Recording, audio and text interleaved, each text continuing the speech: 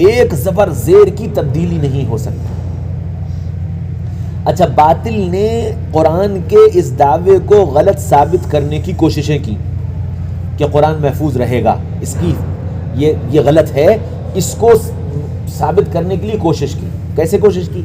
روس کے اندر کمیونزم آیا، کمیونسٹ حکومت آ گئی، اور وہاں انہوں نے یہ اعلان کر دیا کہ کوئی مسلمان نہیں رہے گا، مطلب کوئی مذہب، کوئی آدمی کسی مذہب کو نہیں مانے گا، سب آزاد ہے، جس کا جو دل چاہے کرے، اور کوئی مذہبی کتاب ملک کے اندر نہیں رہے گی. تو ساری کتابیں جلا ڈالی، یہ دریا میں ڈال دی، اس میں قرآن بھی، توریت بھی، وہ جو جتنی مذہبی کتابیں تھیں سب ختم. کوئی ایک قرآن کا نسخہ نہیں بچا، کوئی ایک حدیث کی کتاب نہیں بچی، کچھ نہیں، سب ختم کر دیا، جلا دیا یا آگ میں ڈال دیا. اور اتنی سختی کر دی کہ کسی آدمی کو مذہبی کوئی عمل کرنے کی اجازت نہیں تھی. اب سختی کا حال یہ تھا کہ ایک گھر، بیٹا بھی مسلمان، باپ بھی مسلمان. باپ بیٹے سے چھپ کر نماز پڑھتا تھا اور بیٹا باپ سے چھپ کر نماز پڑھتا تھا کہ کہیں بیٹا میری شکایت نہ کر دے، کہیں باپ میری شکایت نہ کر دے. اتنی سختی. اور پھر ایسے 70 سال گزرے، ایسے 70 سال گزرے جب کوئی قرآن کا نسخہ نہیں، کوئی مذہب کے نام پر کوئی محنت نہیں، مذہب کے نام کا کوئی عمل وجود میں نہیں، کوئی کوشش نہیں ان کی نظر میں، حکومت کی نظر میں. اور یہ سمجھے کہ اگر ہم اس طرح ایک صدی گزار دیں گے، گویا 100 سال اگر ہم ایسے گزار لیں گے تو پھر اس ملک سے یہ ختم ہو جائے گا، قرآن ختم ہو جائے گا.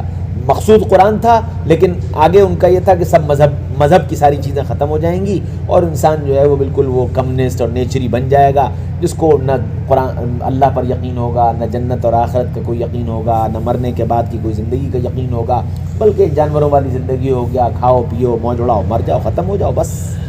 یہ ایک تصور دینے کے لیے انہوں نے 80 سال ایسے حالات رکھے. لیکن بہرحال ایک انسان کی فطرت ہے، وہ 60 70 سال 80 سال کرتے گزرتے نوبت یہ آئی کہ خانہ جنگی کی نوبت آ گئی ملک کے اندر. اور پھر وہ پورا ملک خانہ جنگی کا شکار ہوا اور ملک کے ٹکڑے ہوئے، اور اس ایک ملک کے 10 ملک بن گئے.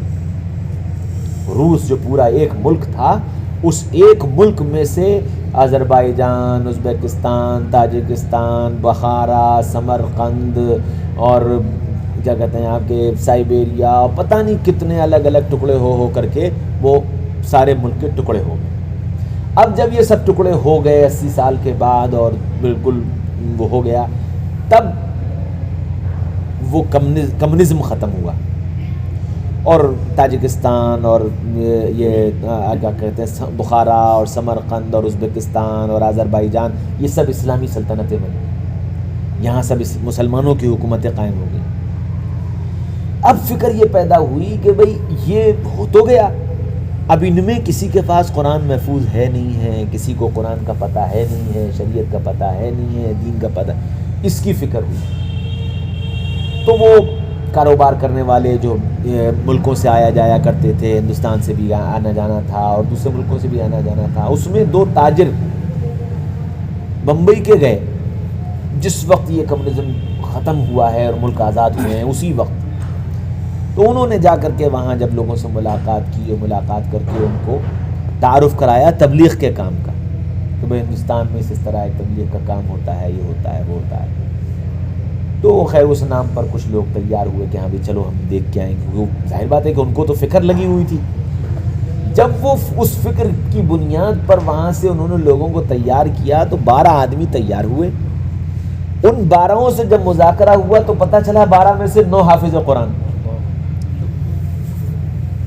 9 حافظ قرآن.